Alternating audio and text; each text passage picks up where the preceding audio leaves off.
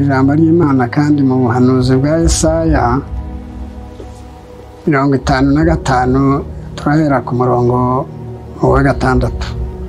Soma aya magambo nayo ashobora kudufasha. Avuze ngo nimushaka Uwiteka bigishoboka kabonwa, nimumwambaza akiri bugufi. Umunyabyaha nareke ingeso ze, ukiranirwa areke ibyo yibwira, agarukire Uwiteka nawe azamugirira ibambe. Agarukire Imana yacu kuko izamubabarira rwose pe. 8. Erega ibyo nibwira si nibyo, erega ibyo nibwira sibyo mwibwira, kandi inzira zanyu zo zirazanje, niko Uwiteka avuga. Nguko ijuru isumba isi, niko inzira zanje zisumba izanyu, n'ibyo nibwira isumba ibyo mwibwira. Amen. Kadusome kandi hano mu butumwa bwiza bwa Luka, turasomaho ibice 19 duhereye ku murongo wa 1. Yesu ageze i Yeriko arahanyura, nuko hariho umuntu witwaga Zakayo, yari umukoresha w'ikoro mukuru kandi yari umutunzi. Ashaka kureba Yesu ngo amenye uko asa, ariko ntiyabibasha kuko abantu bari benshi kandi ari mugufi. Arirukanka ajya imbere, yurira umuvumu ngo amurebe, kuko yari agiye kunyuraho. Yesu ahageze arararama aramubwira ati, Zakayo, ururuka vuba, kuko uyu munsi ngwiriye kurara iwawe.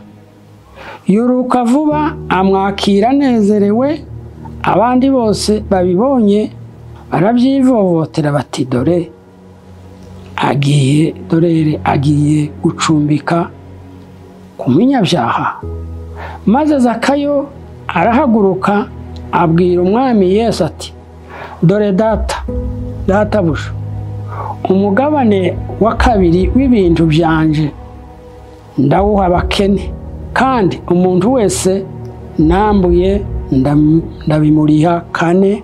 Yesu aramubwira ati, uyu munsi agakiza kaje muri iyi nzu, kuko nawe uri umwana wa Aburahamu, kandi umwana w'umuntu yazanywe no gushaka no gukiza cyazimiye. Amen. Turasomye aya magambo abiri. Umuhanuzi Yesaya yavuze aya magambo avuga gushaka Imana kuko igira igihe shakirwa iboneka n'igihe itazabona. Iyo bivuze ngo nimushake, umuntu ashaka icyo adafite, umuntu ashaka icyo akennye, umuntu ashaka icyo abuze. Ariko umuhanuzi aravuga ngo nimushake Uwiteka bigishoboka akabona, kandi mumwambaze akiri bugufi. Ijambo nyamukuru avuga ngo umunyabyaha nareke ingeso ze mbi, agarukire Uwiteka, Imana nayo ngo izamubabarira rwose pe. Kuko hariho igihe hano dusomera ijambo ry'Imana, naho mu gitabo cy'umuhanuzi Amos ibice 8 duhereye ku murongo wa 11, haravuga ngo dore iminsi izaza, niko Uwiteka Imana ivuga, nzateza inzara mu gihugu, ndizaba ari inzara y'ibyo kurya cyangwa inyota yo gushaka amazi, ahubwo izaba ari iyo kumva ijambo ry'Uwiteka.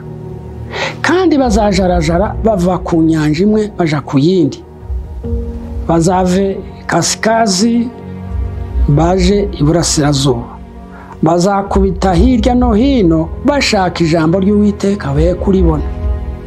Uwo munsi inkumi nziza n'abasore bazicwa n'inyota, iryo ni ryo jambo tugarukiye ahangaha muri ubuhanuzi. Iryo jambo, aya magambo atubwiye muri ayo bitabo bikuru, kuko hariho igihe kizagera abantu bagashaka Imana ntibayibone, kandi ngo bakiruka bakubita hirya no hino bakenera gusa kubona Imana cyangwa se gusa kumva ijambo ry'Imana. Iki gihe abantu ntibabyitayeho, abantu barabona ari iterambere, abantu barabona ari amajyambere, abantu barabona ari byiza, kandi biriko bishakwa ni byinshi. Abantu bariko barashaka ubutunzi, abantu bariko bariruka kwiga, ariko hari igihe ibi byose bizahagarara, abantu bagakenera Imana kandi bakayikenera bitagishoboka gushobora kubona. Cyo gituma uyu mwanditsi yavuze ngo, Yesaya umuhanuzi yavuze ngo nimushake Uwiteka bigishoboka kwabona, mushake Uwiteka bigishoboka kwabona. Ndimubige abantu ntibabigira akamenyero. Imana ikwiye gushakwa. Turacyafite uburenganzira, turacyafite abavuga butumwa baturuka impande zose. Imana iracyatugirira neza, iracyohereza ijambo ryayo, ariko abantu bagasa n'abataryitayeho. Ariko hari igihe ngo bazabishaka, kandi ngo abantu bazagira inzara yo kurishaka, kandi ngo iyo nzara ntizaba ari iyo gushaka ibyo barya, kandi ngo bazagira inyota, ngo ntihazaba ari inyota y'amazi. Byose ngo bizaba ari ibyo gushaka Imana, bashaka ijambo ry'Imana. Hariho igihe rizabura. Iyo tubirebye muri iki gihe cy'iyi ndwara yatambutse ya korona, twarabibonye. Hari igihe bavuze ngo nitugume mu nzu, haba igihe abantu barikingirana, kuko byari bivuye ku itegeko ry'igihugu. Bavuga ngo bitewe n'iki? Bitewe n'indwara. Twende tuza tumenya aho ibyago bituruka, tubona bituguyeho. Ibyo byago bituguyeho, abantu baravuze ngo nimugende mube mu nzu, muceceke, tiyagira usohoka, n'abana banyu. Ibintu byose birahagarara, amashuri arahagarara, ibintu birahagarara mu kanya gato, bitewe n'itegeko rivuzwe na nyir'igihugu. Turaceceka. Ariko abakristo bari batunze za Bibiliya zabo, twagumije kureba mu ijambo ry'Imana, twagumye guteranira mu mazu yacu, twagumye kubana n'imiryango yacu, twagumye kubana n'aba twari twegeranye, imbara basangiye igipango, tukegerana hano tukavuga ijambo ry'Imana. Imana iguma kudufasha kugezaho ibintu byadohorewe. Turasaba tubona amahirwe, Imana itugiriye neza, dusubiye kandi kubona turasabanye, dusubiye mu rusengero. Dushima Imana cyane. Ibyo nibyo bitwereka yuko igihe cyoza tutatekereza, tutazi, abantu bagashaka Imana ntibayibone.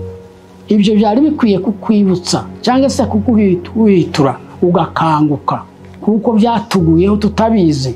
Bitubwiye ngo ntimukongere gukingura urusengero. Twari tubizi kuko insengero zokingwa.